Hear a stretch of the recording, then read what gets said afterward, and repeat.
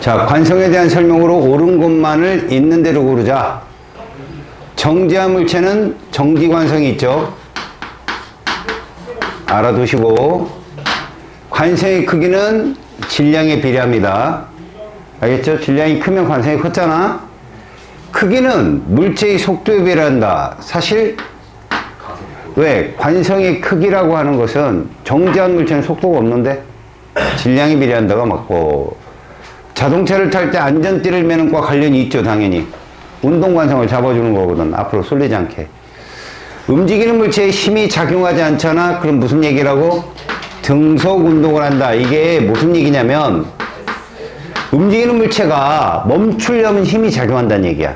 이 갈릴레이 빗면사고 실험으로 증명된 거거든.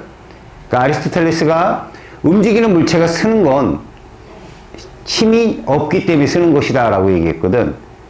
반대의 생각인 거야. 오히려 힘이 있어야 물체가 쓴다. 중요한 거다. 꼭. 자, 볼링공이 굴러가서 볼링핀을 쓰러뜨리는 모습이야. 더 잘 쓰러지는 조건은 뭘까? 볼링공 자체의 관성량이 커야 되잖아. 그지? 그래서 질량이 크다. 공의 속도가 크다. 이것도 마찬가지죠. 운동량을 키우는 거니까. 그죠? 볼링핀의 질량이 크면 오히려 볼링핀의 관성량이 커져서 넘어지는데 더 넘어지지 않으려고 버티겠지? 정답은 2번이다. 자, 어떤 물리적 성질입니다. 운동 상태를 계속 유지하는 성질. 누구? 관성에 대한 설명이에요. 관성. 정지해 있는 물체, 정지관성. 운동하는 물체, 운동관성. 질량이 클수록 크다. 반복되는 문제죠. 이거 외우세요.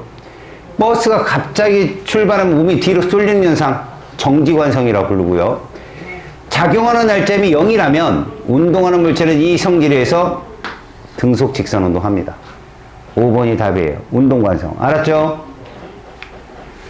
자, 책상 위에 놓여있는 책 위에 사과를 올려놨습니다. 잘 보십니다. 우리는 책과 사과의 관계에 대해서 물어봤다 이거예요. 이 책상이라면 단면도예요. 여기에 이렇게 책이 있어요. 이렇게 책이 있고 그 위에 이렇게 사과가 놓여 있습니다. 이런 식으로. 제일 먼저 여러분들이 해야 될 건 이거부터 표현하는 거죠. 이게 뭡니까? 중력이죠. 자, 이거는 책의 중력이에요. 풀었으면 뭐라고 해석한다? 지구가 누구를 당기는 힘? 책을 당긴다. 이렇게. 그렇다면 이 중력의 반작용은 뭘까요? 책이 지구를. 지구는 이 밑에 어딘가 있겠죠. 작용점이. 여기선 따지지 않는다. 이거는 사과의 뭐예요? 중력이죠. 얘 또한 해석을 하면 지구가 누구를 당기는 힘? 사과를 당기는 힘. 그럼 반작용은? 사과가 지구를 당기는 힘이죠. 역시 작용점은 지구에 있고요. 자, 근데 얘는 지금 정지란 말이에요. 이 모든 물체들이 책상, 책, 사과가 모두 정지 상태예요. 정지란 무엇이지? 힘의 합력이 얼마다? 힘의 합력이 0이다라는 게 너무 중요한 거죠. 그렇다면 이 힘이 존재합니다. 누가? 책이 누구를? 사과를 뭐 하는 힘? 받치는 힘. 이렇게 얘기하는 거죠.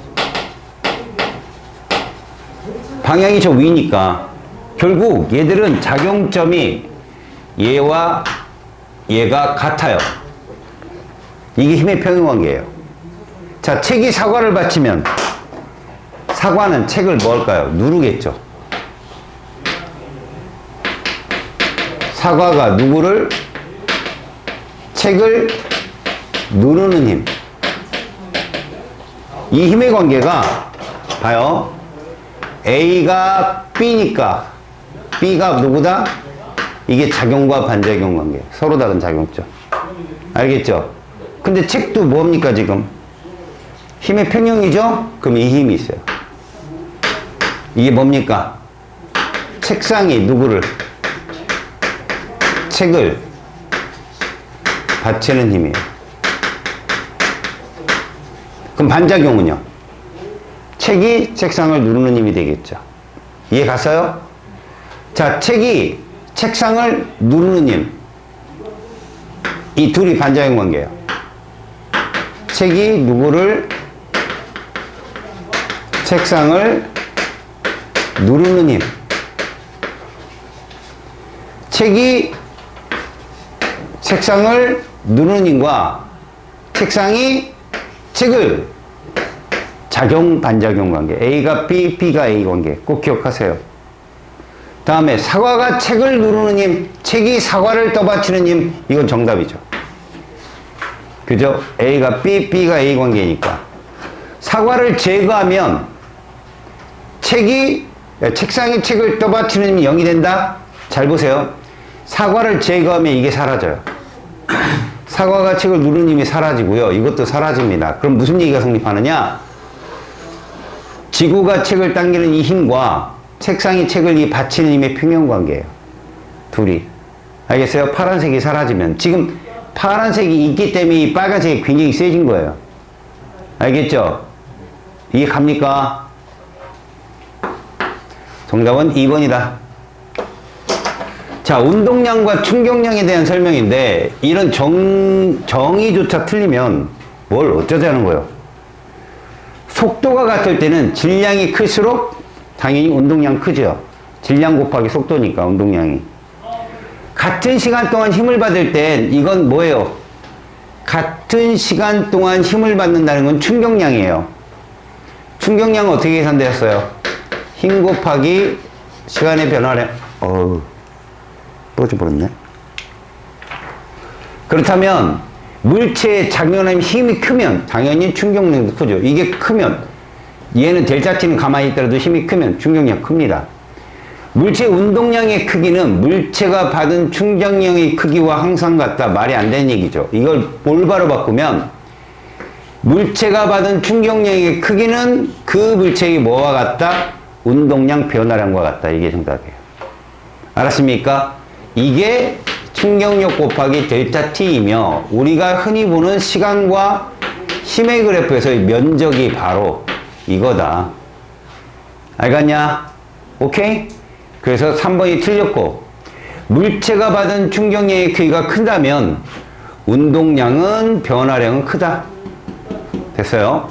물체가 받은 충격량의 크기가 같아도 힘을 받는 우리가 이 문제 되게 중요하게 다뤘던 게 뭐였어요? 시멘트나 방석에 떨어뜨려 봤잖아요. 달걀을.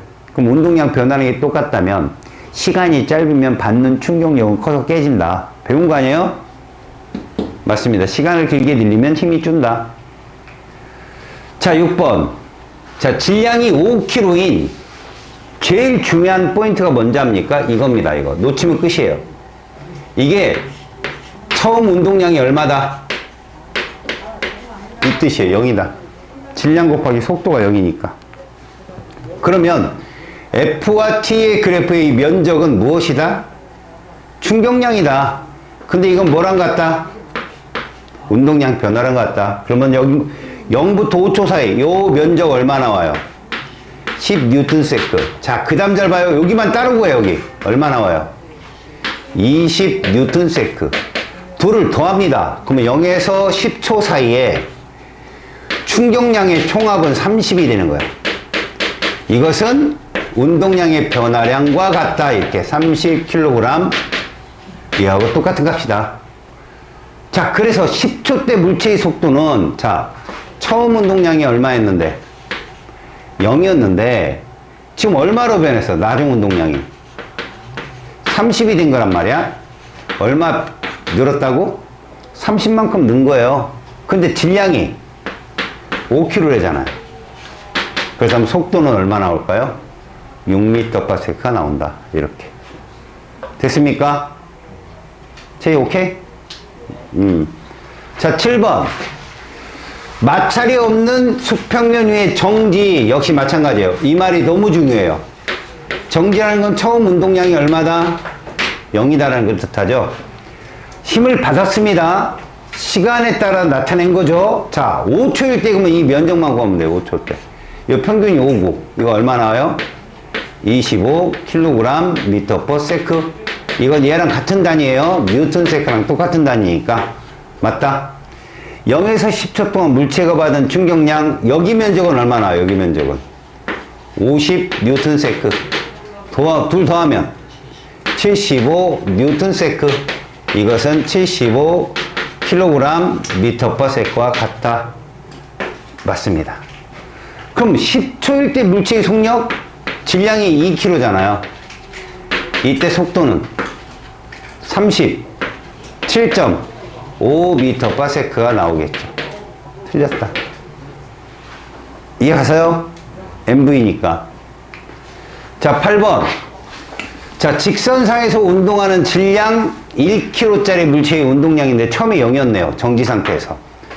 자, 그렇다면 중력가스는 10이라고 했는데 0에서 4초 동안 봐요. 충격력이라고 불러서 충격력. F 물어본 거야, F. 니네 F는 이 기울기인 거 기억나요? 기울기? 알겠어요? 우리 VT 그래프의 기울기가 가속도듯이 PT 그래프의 기울기는 힘입니다, 힘. 충격력. 그래서 1.5 바로 나와요. 0에서 4초 동안 충격량이라는 건 뭐죠? 운동량 변화량이니까 0부터 6, 6입니다. 근데요, 4에서 6초 동안도 6에서 0, 6입니다. 똑같아요. 그러니까 얘들은 동일하다. 맞습니다, 이거. 2에서 4초 동안 물체가 받은 충격력의 방향과 4에서 6초 동안 이 기울기가 다르잖아, 기울기가. 여러분, 또 충격력은 누가 더 커요? 얘가 더 큽니다. 기울기가 크니까. 저 기울기가 충격력이잖아요? 알겠습니까? 그래서 방향도 달라요. 왜? 운동량도 똑같아 벡터입니다. 늘어나는 건 mv 중에 v의 속도가 힘과 일치하니까 늘어난 거예요. 저렇게 주려면 반대해야 돼요. 그러니까 다시 말해서 0에서 4초는 힘의 방향하고 충격력이죠. 물체의 운동 방향. 이거 운동량 방향은 같아요. 얘는 일치했기 때문에 늘어났죠. 근데 4에서 6초 사이에는 반대예요. 그래서 준 거예요. 다릅니다. 답은 2번입니다. 자, 9번. 자, 나름대로 9번을 풀어냈다. 맞췄다. 가능성이 있죠, 이 친구는. 가능성이 있습니다. 자, 봅시다. 질량이 m이죠. 근데 브레이크를 밟기 전의 속도라는 건 무슨 얘기냐면 힘을 받기 전에 운동량인 거야. 자, 이 속도가 V면 우리 운동량만 따로 구해볼까? 운동량 얼마? MV인 거예요, MV. 됐어요? 그러면 나중에는 얼마가 됐다는 거예요? 멈췄으니까. 0. 그리고 델타 P가 얼마다? MV다. 이건 곧 충격량이 아니겠느냐? 이해갔어요? 그런데 충격력은 어떻게 구하느냐? 어차피 I는 F 곱하기 델타 T란 말이야. F는 이게 나오겠죠? 이건 얘랑 같은 얘기잖아요.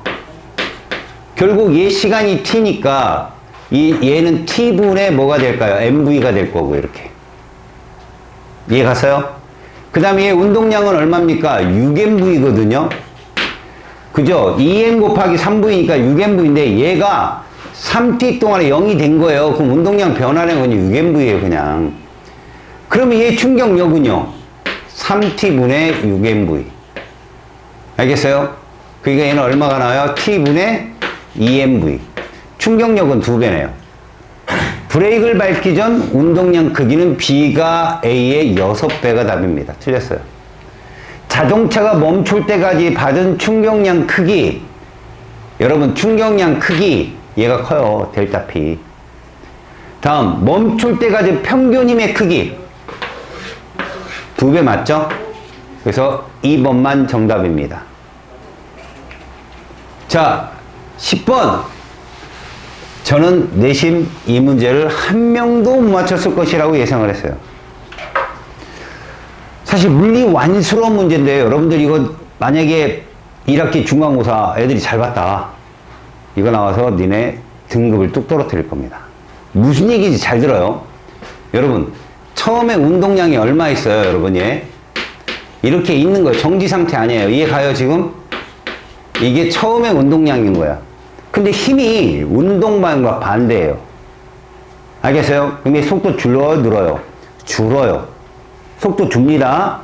근데 얘 힘과 시간의 관계 그래프로 2초 동안에 요 면적 얼마 나올까요? 이거 나와요. 이거는 이겁니다. 그럼 뭐라고 해석해야 되느냐? 힘이 반대이기 때문에요. 얘는 감소했다라고 봐야 돼요. 감소했다. 처음에 10kg/m인데 얘가 10kg/m만큼의 운동량 변화량이 나왔다.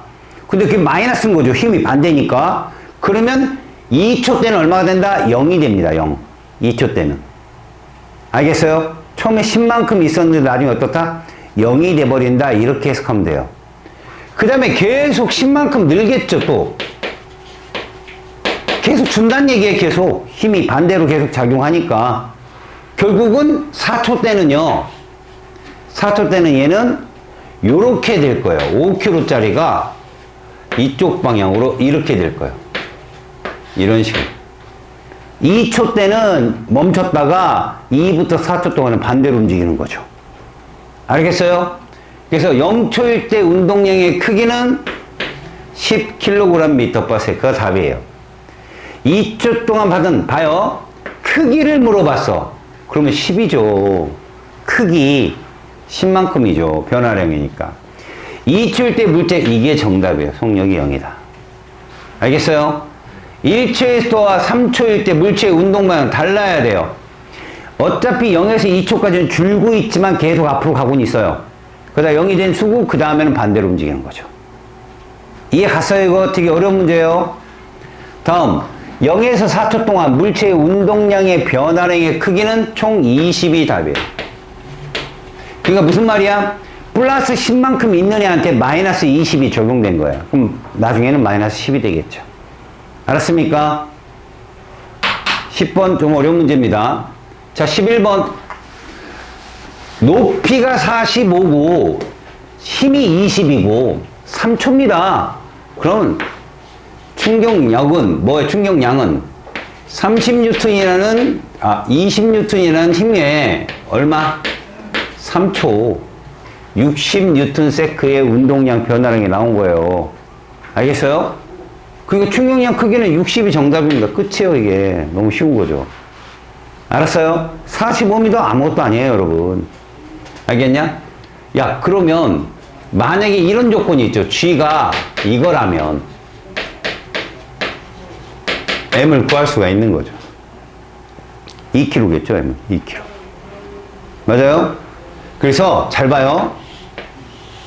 시간과 속도 그래프가 자유낙하니까 이렇게 나올 거예요. 3초 때 얼마? 30이 나오겠죠, 이렇게. 속도가. 이 면적은 뭐였어요? 이동거리잖아. 얼마? 그래서 사실 뭐라고 써있는 것 뿐이에요. 알겠습니까? 됐어요. 그래프 보시고. 근데 구하는 답은 요거만 끝이다. 자, 12번. 야, 이걸 이렇게 그려놨다고 틀리냐? 얘 운동량 얼마냐? 처음 10kg/m야. 얘 얼마냐? 그렇지, 마이너스 10이야. 반대잖아. 맞고 튀어나온 거랑 뭐가 다르냐고.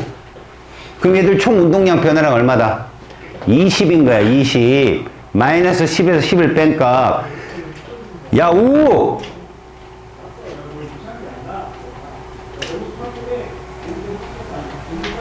이해 갔어?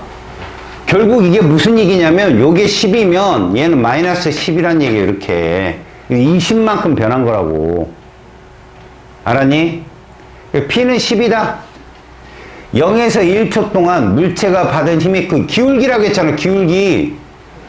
기울기가 힘이라며 PT 10이야. 10 그냥. 다음에 0에서 2초 동안 물체가 받은 충격량의 크기는 20이라고요. 20. 자, 얘를 여러분 이렇게 바꿔봐요. 시간과 속도로. 그러면 요게 10이면 질량이 1kg래잖아. 얘 똑같아요. 10. 속도도 마이너스 10. 그래서 이 문제는 지금 뭐냐면 1초, 2초라면 얼마 올라갔다가 5m 올라갔다가 맞죠? 면적이니까 다시 몇 미터 내려왔다 5m 내려왔다는 뜻이에요. 지금 얘기가 이해 갔습니까? FT 시간과 힘 그래프면 얘 밑으로 내려오겠죠? 자, 기울기가 마이너스니까 마이너스 10이죠. 이렇게 되는 거야. 그래서 이런 거죠. 2초 동안에 총 얼만큼? 20만큼 변화량이 생긴 겁니다. 힘은 항상 반대였어요. 힘이 봐봐요, 여러분. 운동량은 여기는 플러스 P였어요. 0부터 1초 사이에는. 여기는 마이너스 P예요. 근데 힘은 다 마이너스였던 거죠. 일정하게. 마이너스 10으로 기울기가. 그러니까 여기는 운동량이 증가하고 여기는 감소했던 겁니다. 이해 갔어요? 왜? 다르니까요. 알겠습니까? 13번이요. 처음에 이게 운동량 보존의 법칙이잖아요. 그걸로 풀면 돼요. 처음에 운동량이 얘가 6이에요. 얘는 0이고요. 합치면요. 6이죠. 그럼 얘도 6 나와야 돼요. 얘가 2잖아요. 얘가 얼마야 돼요? 4 나와야 된다고. 그래 합해서 얼마 나와요? 6이 나올 거 아니야. 질량 1kg죠 그럼. 4가 나오려면 요 중간에 충돌을 했을 거야. 그지? 그럼 동일한 힘을 받는다고. 작용 반작용으로. 시간 변화는 그 똑같고. 그래서 봐라. A는 처음에 6이었는데 2로 4만큼 감소했지 운동량이. 그럼 얘는 4만큼 증가할 수밖에 없다고. 그래서 변화량 얼마? 4가 답이에요. 변화량은. 그래서 변화량 크기는 둘이 같아요. 그래서 운동량이 보존되는 겁니다. 잃어버린 만큼 상대방이 가져가서 1kg 맞고요. 그래서 5번이 답이다. 자, 14번 똑같습니다. 얘 10이에요. 얘 얼마예요? 0이에요. 그럼 둘이 합쳐서 또 10 나와야 됩니다. 근데 얘가 지금 얼마입니까? 몰라요. 근데 1kg 얘는 4래요. 그럼 얘는 얼마가 나와야 돼요? 6이 나와야 돼요. 6이. 근데 질량이 2kg잖아. 그럼 3m/s라는 속도가 나와야 돼요. 그래 6이 나오니까. 맞아요? 그래서 충돌 전후 10이 3으로 7만큼 감소했죠? 그럼 B도 얼만큼 늘어난다? 5. 야 10에서 6kg/m죠. 미안해요. 4만큼 감소해서 4만큼 증가했으니까 맞는 말이에요.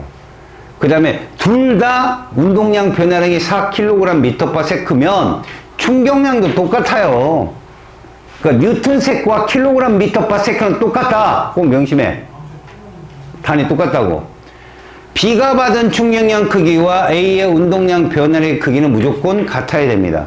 같은 말이니까 봐요. 충격량이나 운동량 변화량이 같은 말이라고. 조심하라고. 알겠어요? 자, 15번. 각각 일정한 속력으로 여러분 15번 풀면 이게 진짜 주의력이 좋은 친구거든. 근데 이 친구가 10개 밑에다. 정말 노력 안 하고 게으른 놈인 거야. 이게 뭐 때문에 그러냐? 여러분, 얘는 무엇보다도요, 속도예요, 속도, 여러분, 속도. 이게 이 그래프를 파악하는 게 관건이에요. 무슨 말이냐면, 일정한 속력이라는 건 속력이 같다는 뜻이 아니에요. 등속운동했다는 얘기지. 물체 A, B가 기준선을 동시에 통과한 후 같은 거리, 이게 힌트예요. 같은 거리를 이동해서 벽에 충돌해서 정지한 모습인데, 여러분, 잘 보세요. 충돌 시작 시간과 충돌이 끝난 시간을 보면 충돌이 어때요? 끝난 시간이 같아요. 그죠? 근데 질문. 먼저 출발 누가 했을까요? 요거 그래프 보고 먼저 출발. 그래요. A가 먼저 출발했어요. A가. 같은 거리인데 이 뜻은 뭐냐? A가 걸린 시간이 누구보다는 B가 걸린 시간보다 어떻다는 거예요? 길다는 거라고. 같은 거리인데 거리는 똑같은데 그럼 속력은 누가 빠른 거니? 얘가 빠른 거지. B가. 이해 가서? 그러면 생각해봐. 이 면적 똑같대잖아. 힘과 시간의 이 면적이 똑같대잖아. 면적이 같대잖아. 그럼 변화량이 똑같은 거예요. 운동량 변화량. 알겠어요? 면적이 똑같은데 시간은 A가 더 길었다. 충격력을 적게 받았다는 얘기잖아요. 우리가 배웠을 때. 자, 벽이 충돌하기 전 운동량의 크기 있는데 봐요. A의 운동량은 MA 곱하기 VA고요. 그 다음에 B의 운동량, 충돌하기 전에 운동량은 MB 곱하기 VB였을 거야. 얘들이 다 이제 나중에 뭐로 변하는 거야? 0으로 변하는 건데, 속도가 VA, 시간은 이렇고요. 이 속도는 이렇게 되잖아요. VB 중에 얘가 속도가 빨랐다고요. 그럼 봐봐요. 얘가 속도가 빨랐어요. 그럼 얘는 질량이 봐봐요. 이렇게 되면 질량은 이렇게 되겠죠. 질량은. 이래 둘의 곱이 똑같을 거 아니겠습니까? 맞아요? 그래서 충돌하기 전 질량은 A와 B가 같지 않아요. A가 큽니다. 다음, 질량은 A보다는 B가 크다. 부끄럽죠? 벽과 충돌하는 동안 평균 힘의 크기, 시간이 길면 힘 줄잖아요. 받아들이는 거. B보다는 A가 크다. 오, 야. 질량은 A보다 B가 크다. 속도가 뭐야?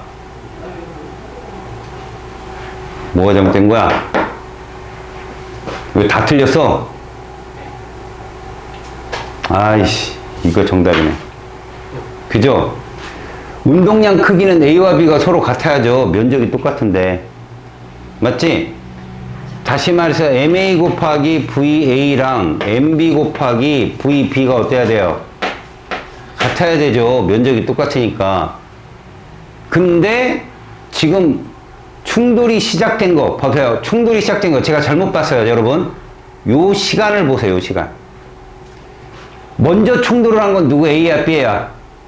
A가 먼저 충돌했죠? 그럼 당연히 여러분 이건 충돌하는 데 걸리는 시간이고 여러분 이건 충돌하는 중 걸린 시간이고 먼저 충돌한 건 A야 B야? A가 먼저 충돌했지? 그러면 속도는 얘가 빠른 거야. 얘가 속도 VA가. 그잖아. 먼저 충돌을 시작했으니까 동시에 지났는데 A가 먼저 충돌을 시작했잖아. 그럼 바뀌었죠. A보다는 B가 큽니다. 맞아요. 이거. 알겠어요? 여러분 뭐 보라고? 요거. B는 시간이 이 정도 걸려서 충돌했고 얘는 요 정도에서 충돌했다는 얘기는 A가 빨랐다라는 얘기예요. 거리는 똑같은데. 그리고 충돌하는데 걸리는 시간은 충격력을 우리가 찾는데 평균 힘의 크기 A가 작다가 답이에요. 시간이 더 기니까. 아시겠습니까? 이거 좀 내용성 있는 문제네. 그래서 기억 니은이 정답이 됩니다. 찍어서 맞췄나요? 그렇어요. 거짓말하지 마. 압니다. 모든 걸 압니다. 76쪽이요. 먼저 봅시다.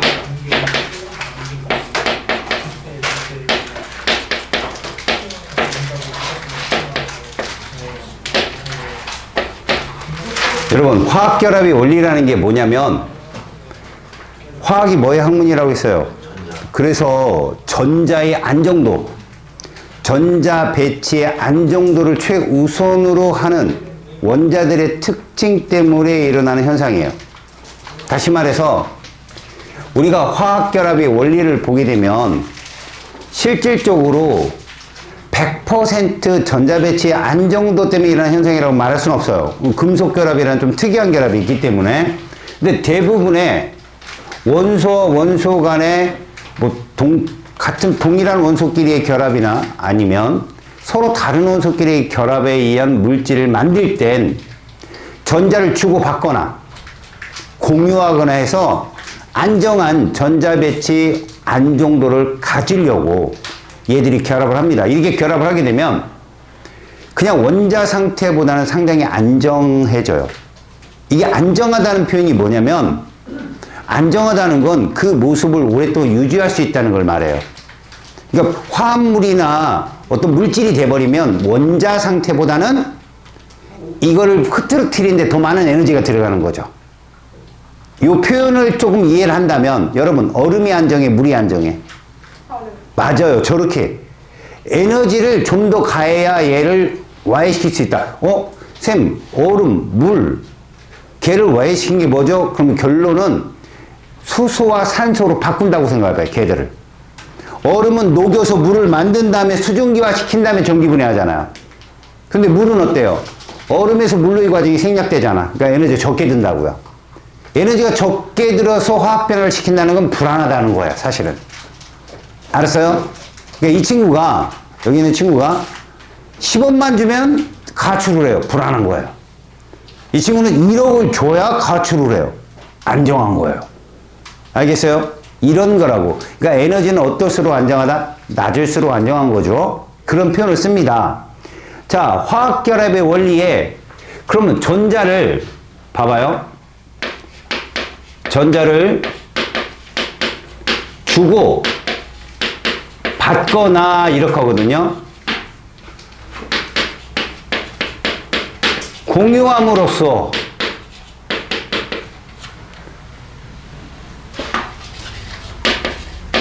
원자는 물질이 될 수 있다라고 표현합니다. 100% 그렇진 않아요. 금속 결합 때문에요. 이온 결합이나 공유 결합이 이렇게 되거든요. 그렇다면 이겁니다. 언제까지 전자를 주고 언제까지 전자를 받냐고요. 어떻게 될 때까지 공유하냐고요. 이들의 결정적인 기본이 되는 전자 배치가 누구냐고요. 그게 18족 원소예요, 여러분. 알았어요? 18족 원소는 기본적으로 전자 배치가 안정하다. 다시 말해서 전자를 움직이는데 많은 에너지가 필요해요, 걔들은. 그래서 안정한 전자 배치라고 하죠. 그래서 처음에 여러분 18족 원소 이렇게 나와 있을 거예요. 우리는 1에서 4주기 크립톤이나 크세논 이런 것들은 빼버리고요. 알았습니까? 누구누구 헬륨, 1주기 헬륨, 그 다음에 네온, 그 다음에 아르곤까지만 살펴보자고요. 번호가 있어요. 이 전자 2개란 얘기죠. 10, 10개란 얘기예요. 18 이렇게. 그 껍질에 알겠습니까? 그 껍질에 그가 가질 수 있는 껍질에 가장 안정하면서도 최대로 채워진 전자 배치. 알겠어요? 그래서 얘는 가장 바깥쪽 껍질에 이렇게 2개. 얘는 가장 바깥쪽 껍질에 몇 개? 8개. 가장 바깥쪽 껍질에 몇 개? 8개. 그렇기에 여러분 예상을 해봅시다. 요 핵과 제일 가까운 원에는 전자가 반드시 몇 개까지만 채워진다? 2개. 두 번째 껍질은 8개가 최대다. 그럼 얘는 몇 개겠냐고요? 2, 8, 18개란 얘기예요. 그래서 18번. 알았습니까? 저게 18족의 전자 배치죠. 그래서 얘들은 기본적으로 18족 원소는 안정한 전자 배치이기에 굳이 얘들이 이걸 할 필요는 없다는 얘기죠. 다 먹으니까 끝난겨? 집중하냐? 그래서 안정한 전자 배치이기 때문에 얘들은 뭐를 안 한다? 화학 결합을 굳이 할 필요 없다.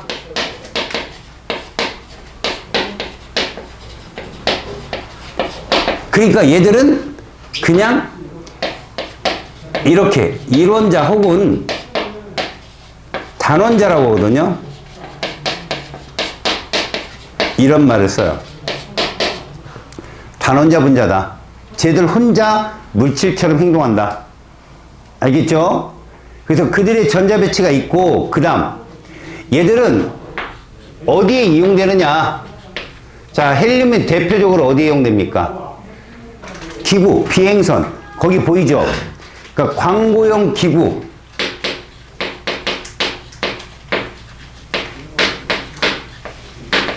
충전기체예요. 무슨 말입니까? 얘는 밀도가 약 0.18 정도 되거든요. 공기가 1.29예요. 그러면 공기 밀도가 1.29인데 얘 밀도가 0.18이라는 얘기는 어떻다? 매우 가볍다. 뜬다는 얘기, 뜬다. 실제로 여러분, 헬륨이 비쌉니다. 수소보다도 비싸거든, 사실. 근데 수소도 밀도가 작아요. 그 옛날 사람들이 지금 요즘엔 여러분들 나이 때는 못 봤을걸? 아, 저희 어렸을 때만 하더라도, 이런 게 있었어요, 여러분. 에드벨룬이라고 하거든. 얘를 뭐라 부른다고? 에드벨룬. 들어봤어요, 여러분? 이렇게, 여기에 이렇게 광고를 해서 건물 옥상에 이렇게 묶어놓곤 했어요, 이렇게. 뭔지 알아요. 알아요? 근데 어느 날 사건이 터진 거야. 이게 엄청 많았습니다. 그때 당시에는. 근데 이제 비행 청소년들, 날고 싶잖아요, 걔들은 또. 옥상에서 이제 구름과자 텁텁거리고 먹다가 호기심 많은 용감한 친구가 이걸 땡긴 거죠. 땡겨본 거야. 땡겨오거든. 오, 땡기다가 담뱃불에 폭발했어요. 여러분, 헬륨은 폭발을 안 해요. 얼마나 안정하냐. 우리가 마셔서 목소리 갖고 장난치고 그래요. 멀쩡합니다. 수소라 폭발했다고. 사고가 났네? 그럼 어떻게 하겠어요? 원래 안정상 헬륨을 채워야 돼요. 근데 누군가 환경 조사하는 사람들이 그걸 다 일일이 다 땡겨서 조사하겠어요? 그러니까 수소 슬점으로 그 띄운 거야. 사고가 났잖아? 그 다음날 오존 중으로 이게 다 사라진 거야. 왜 사라졌겠냐? 다 수소라서 사라진 거지. 그리고 이제 이 헬륨은 어디 때 또 가장 크냐면 1차 세계대전 때 그때 비행기가 그렇게 흔치 안 해갖고 기구를 띄워서 막 독일군이 그러다 다니 불 붙고 막 추락하고 막. 알겠습니까? 헬륨. 그 다음 네온. 이 네온은 말입니다. 간판. 그래서 여기 보시면 우리가 보통 뭐라 해요? 광고판의 충전기체라고 하는데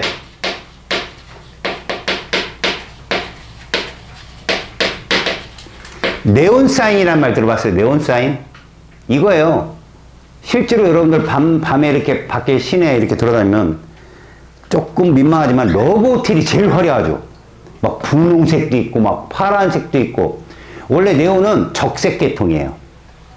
이거 고온의 방전기체라 에너지를 높게 주면 굉장히 밝은 색의 빛을 내요. 선명합니다. 근데 여기다가 아르곤이나 아니면 뭐 헬륨 이런 것도 집어넣어갖고 실험하면 뭐 푸른색도 띄고 막 이래요. 그 새로운 크립톤 집어넣으면 뭐 흰색도 나오고요. 근데 되게 밝아요, 색깔이. 그리고 형광 도료를 겉에 칠해가지고 분홍색으로도 막 바꾸고 이래요. 그래서 네온 사인 보면 되게 화려하죠. 뭐 예를 들어 클럽이나 뭐 이런 것들 지금 유흥업소 쪽에 이런 거 많이 써요. 보시면 알겠어요? 학원 간판이 이러면 애들이 안 갈을지도 몰라요. 너무 화려하니까. 그쵸? 예, 네온은 그런 네온사인 충전기체. 아르곤. 아르곤은 여러분들 거기 들어보면 뭐 이중창 충전기체라는 말이 있는데 이게 여러분 이 유리와 유리 사이에 아르곤을 채우는 거야. 그럼 어떤 일이 있냐? 열이 통과를 잘 못해요. 열 전도율이 엄청나게 떨어져서. 알겠습니까? 그러니까 열 전도율을 차단하는. 그럼 소리도 잘 차단을 하거든요. 근데 이게 크립톤이나 크세논은 훨씬 잘해요. 근데 얘가 한 1달러, 0.9달러 이러면 세제곱미터당 크립톤은 뭐 한 700달러 정도, 크세논은 한 3,000달러 정도 됩니다. 배보다 배꼽이 더 크죠? 비교적 저렴하면서 효과는 크립톤이나 크세논이 훨씬 좋지만 아르곤은 그거에 비해서 경제적인 효과가 좋아서 열 이런 거 차단하는데 이중창 충전기체를 씁니다. 물론 크세논 크립톤도 그 상황에 따라 써요. 특수장치 이런 건물 같은 데는. 알겠습니까? 그리고 용접 부위의 보호에도 얘가 쓰인다. 이 기체가 반응을 안 하니까. 알겠습니까? 걔를 쓴다. 그래서 아르곤, 네온, 헬륨은 비교적 그들의 독특한 성질 그리고 잘 반응하지 않는 것 때문에 안전성이 있게 쓸 수 있다는 거 알아두시고. 그렇다면 화학결합이 형성되는 까닭은 무슨 얘기냐? 화학결합이 형성되는 까닭은 우리가 주기율표에서 배웠거든요, 여러분. 잘 봐. 화학결합이 형성되는 까닭을 한번 보자.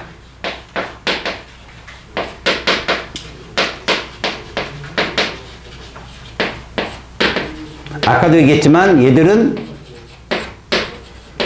주고받거나 뭐 한다고 그랬지? 주고받거나 공유한다고 그랬죠? 알았어요? 그러니까 대표적으로 주고받거나 뭐 되는 겁니까? 준다 뭐야? 무엇을 주고 무엇을 받느냐고요? 전자요, 전자. 전자를 주고받는다고요. 이러면 이온이 돼버려요. 알았어요? 가장 대표적인 게 우리가 앞에서 배웠던 주기율표 세트 1. 세트 1. 누구 전자배치 따르는 애들이죠? 10번 네온을 따르는 애들. 누구였냐? 15족에 17번 누구? 질소. 16족 8번 산소. 플로린, 나트륨, 마그네슘, 알루미늄까지요.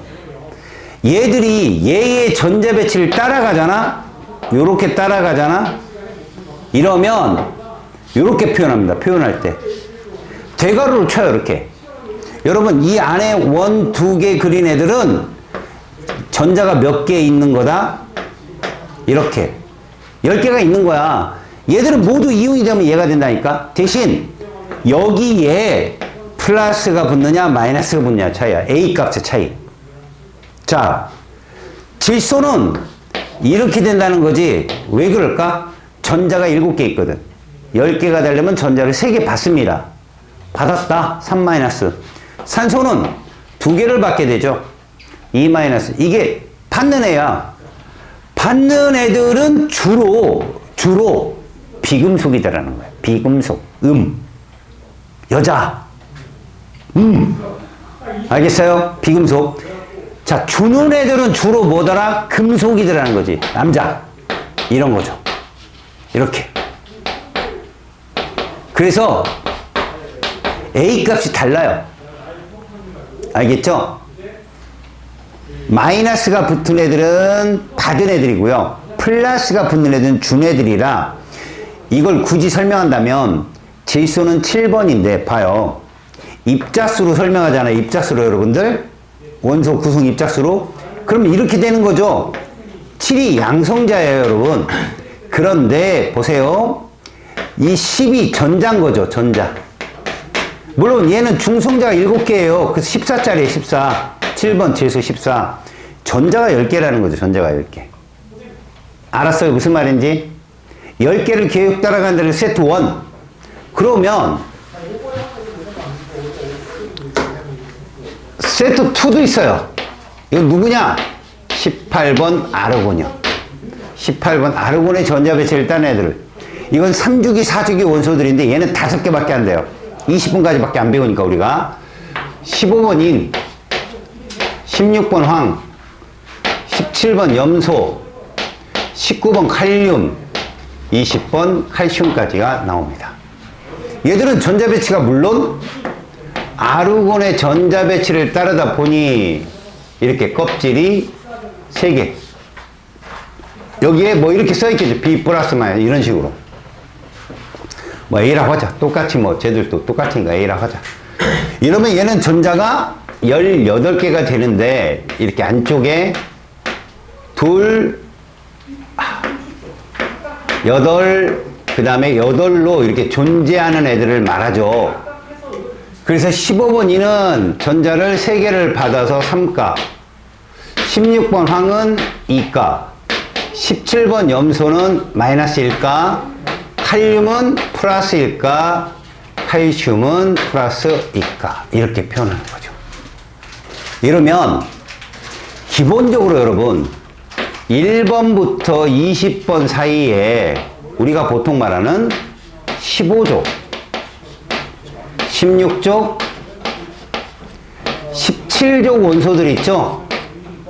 세트 1에 누구? 세트 1에 누구? 질소, 그 다음에 산소, 그 다음에 플로린. 그 세트 2에 누구? 인, 황, 염소 등은 다 같이 음이온 되는 애들이다. 이렇게 보는 거죠. 왜? 18족이 되기 위해서. 알았습니까? 18족이 되기 위해서 전자를 받아야 되는 애들이다. 이런 얘기예요. 그러면 1족, 2족, 13족에는 여기 나트륨 있겠죠? 여기 마그네슘, 그럼 여기는 알루미늄 있겠죠? 칼륨, 칼슘 있을 거야, 이렇게. 알았어요? 물론 주기는 다르죠, 여러분. 봐봐요. 얘는 2죽이고, 얘는 3죽이죠. 얘는 3죽이고, 얘는 몇 죽이야? 4죽이란 말이야. 그래서 우리가 요렇게 이어진 애들이 세트 1, 요렇게 이어진 애들 5개가 세트 2인 거예요. 알았어요? 첫 번째 줄은 네온을 따라가고, 두 번째 줄은 아르곤을 따라가고, 이렇게 해서 전하를 띄게 되잖아. 이렇게 이온이 되면, 이런 애들끼리 정전기적인 인력으로 결합하는 걸 이온 결합이라 불러요. 알았어요? 근데 이런 경우도 있죠. 자, 요렇게 있으면 이거 누굽니까? 이거 수소죠, 수소. 근데 또 다른 수소도 있는 거야, 이렇게. 이 둘이 만난다는 거죠, 이렇게 둘이. 만나요, 둘이. 만나서 오른쪽 수소가 갖는 전자와 왼쪽 수소가 갖는 전자를 이렇게 공유하는 거죠. 이걸 뭐라 부르냐면 공유전자쌍이라고 하거든요. 이러면 오른쪽 노란색도 2개, 왼쪽 흰색도 2개라는, 알겠냐? 너 좋고 나 좋고가 되는 거죠, 이게. 이런 게 공유결합. 이건 주고 받은 게 아닙니다. 뭐죠? 공유하는 거죠. 알겠어요? 이런 결합이 무슨 결합이라고? 공유결합이요. 그러니까 우리는 앞으로 화학결합의 종류를 이온결합과 공유결합 2가지로 배우게 된다. 알겠지? 자, 화학결합의 종류를 봐봐. 먼저 화학결합의 종류를 딱 보게 되면 이제 이걸로 정리를 해서 볼 거야. 2가지 방법이 있어. 요 2개로 맞춰서 공부해. 첫 번째.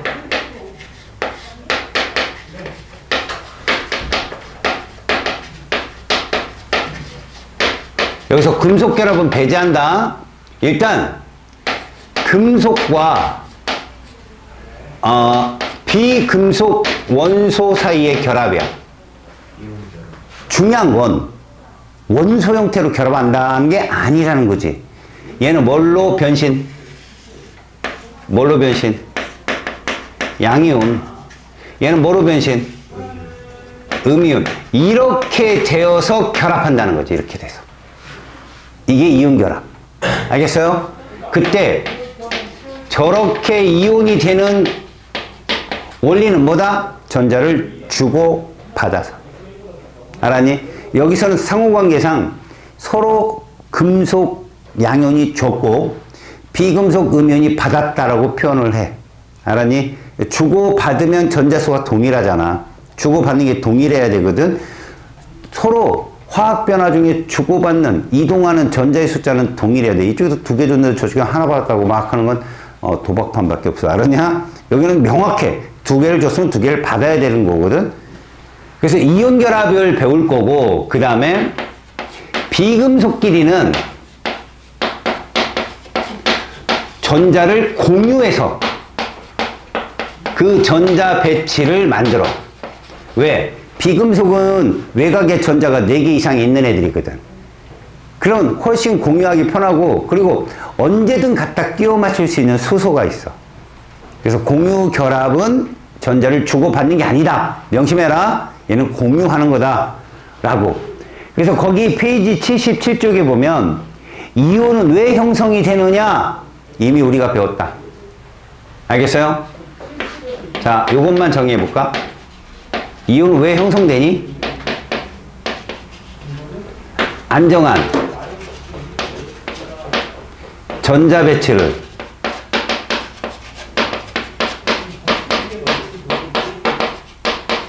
따르기 위해, 알았어?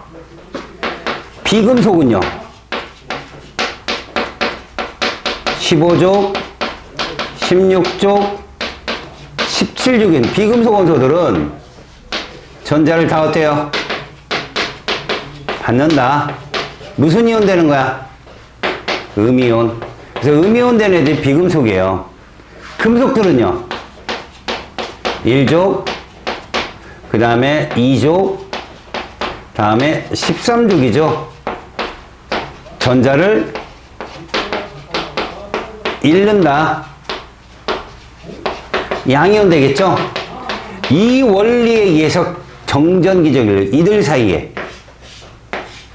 정전기적 인력으로 결합되는 거. 그러니까 이온은 이것 때문에 형성된다. 근데 조심하세요. 이온이 됐다 해서 평생 영구적으로 이온으로 있는 거 아니에요? 금방 원자로 돌아가기도 합니다.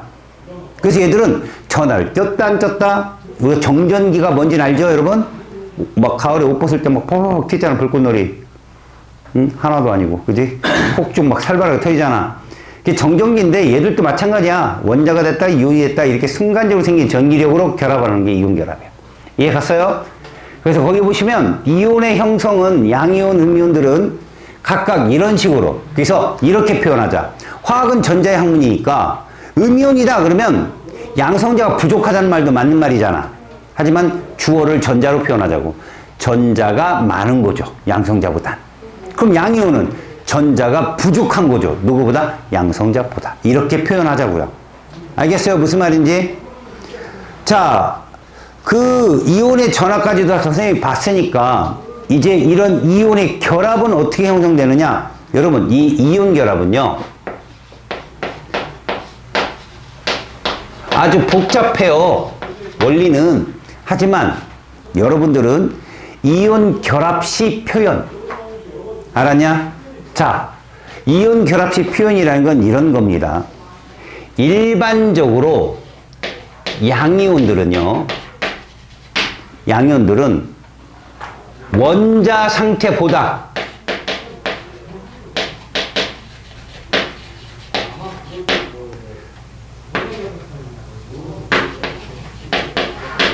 껍질의 수가 한 개 작아집니다. 이거 명심하세요. 시험에 정말 잘 나와요. 무슨 말이냐? 자, 원자를 제가 한번 볼게요. 원자. 금속 원소겠죠? 자, 이렇게 그리면 우리는 뭐라 부른다, 얘를? 3번 리튬이라 부를 거야. 맞죠? 근데 얘 누구 전자빛이 따라갈 것 같아요? 얘는 2번 헬륨을 따라가겠죠. 그럼 이렇게 된다는 거죠. 전자를 하나 잃고 얘가 된다는 거예요, 얘가. 근데 이렇게만 넣으면 그냥 2번 헬륨이잖아. 그래서 이렇게 써준다고요. 전자 하나 잃었어요. 한 개 잃었어요. 이 뜻이야. 이해가냐? 그럼 얘 원래 모습은 누구라는 거야? 얘라는 얘기야. 그러니까 이렇게 써놓고 얘는 몇 주기 원소냐고 물어봐. 양이온들은 무조건 껍질 하나만 더해주면 돼. 얘는 원래 2주기 원소였던 거야. 이해하니? 그러면 이제 그 밑에 있는 이 3번 리튬이 이렇다면, 자, 얘도 한번 볼까? 요렇게. 그리고 여기다 전자를 표현하는 거야.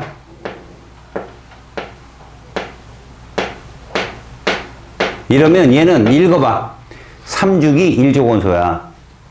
11번 나트륨이잖아. 근데 얘는 세트 1이니까 네온의 전자비실을 따라갈 거야. 전자 하나 잃겠지. 그래서 네온의 전자비실가 돼. 하지만 이대로 놓으면 이건 네온이죠. 이대로 놓으면 이건 네온입니다. 이건 네온이에요. 하지만 나트륨이란 말이야. 그러면 대괄호를 치고 이렇게. 이게 바로 11번 Na 플러스라고요. 3번 리튬 플러스라고요. 그럼 리튬은 혹은 나트륨은 몇 주기 원소냐 이렇게 묻는다고 항상. 요게 시험에 출제 잘 되는 거예요. 꼭 기억하시고. 이들이 전화를 떴어요. 그렇다면 원자인 비금속은 어떻게 될까요? 원자인 비금속은 껍질에 변화가 없습니다. 이게 누구냐? 바로 음이온이에요. 음이온은 원자 상태랑 껍질의 변화는 없고요. 전자만 많아져요. 알았어요?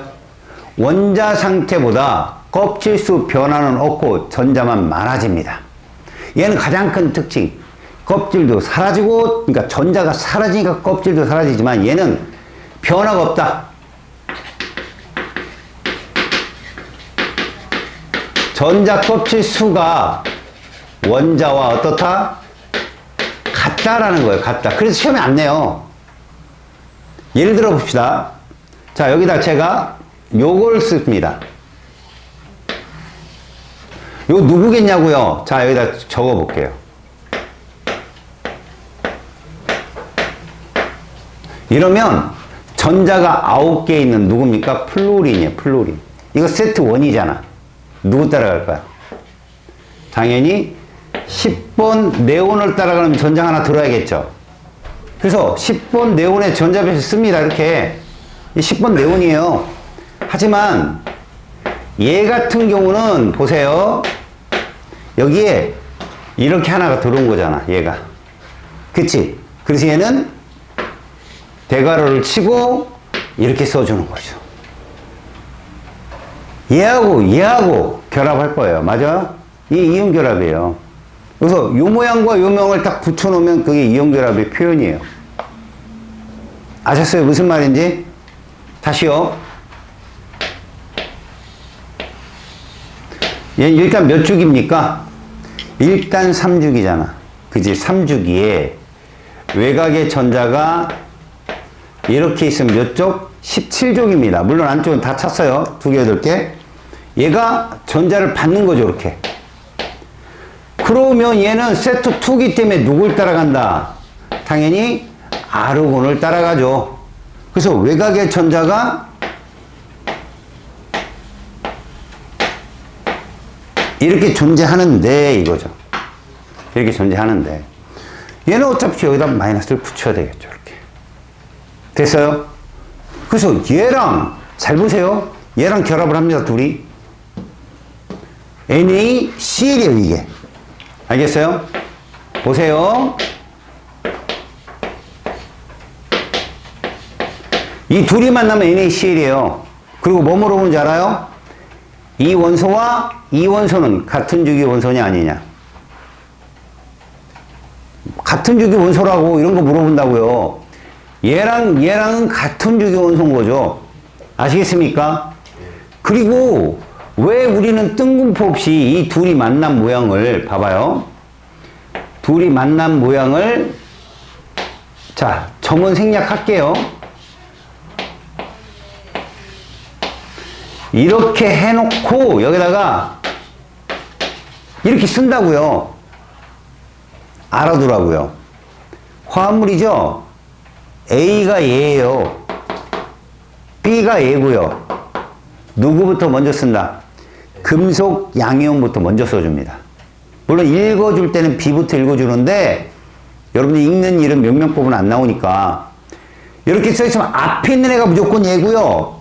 둘이 합쳐지면 전하가 합이 얼마가 돼요? 평형에서 0이 되기 때문에 이렇게 쓰는 거예요. 하지만 이 속에는 얘가 있는 거예요. 이렇게. 이 속에는 얘들이. 이온 결합을 형성할 때는 명심하세요. 얘들은 연속적 결합입니다, 여러분. 표현을 이렇게 하는 거죠. 보세요. 제가 표현을 그냥 NaCl 이렇게 쓰는 거지 실제로는 나트륨 이온 주위에 음이온들이 둘러싸여 있어요. 규칙적으로. 그 다음에 그 Cl-는 음이온 주위에도 나트륨 이온이 규칙적으로 둘러싸여 있어요. 알겠어? 그렇게 둘러싸여 있어서 연속적이야. 덩어리라고요. 덩어리. 근데 화학식으로는 표현해야 되잖아. 그래서 어떻게 표현하느냐? 자, 이온식의 표현은 이렇게 합니다. 보세요.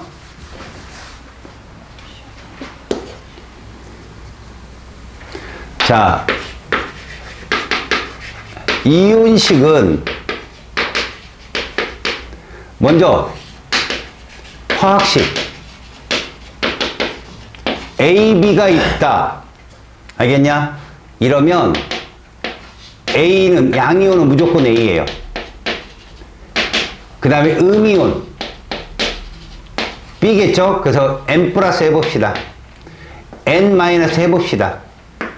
얘들이 몇 대 몇이다 지금? 이게 무슨 뜻이냐? 화학식을 써줄 때는 양이온을 먼저 써준다는 얘기를 써준 겁니다. 집체가. 알았어? 1대1로 결합했다.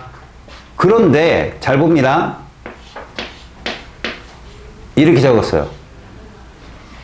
됐어요? 그러면 AN 플러스가 2개고 맞죠? 얘가 2개고 C 뭐 여기는 L 마이너스로 합시다. 얘가 하나다. 이해갑니까?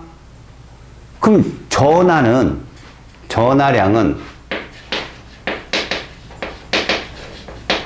M과 N이 같겠지만 여기는 M보다 L이 크다. 얘들은 몇 대 몇이다. 전하량도.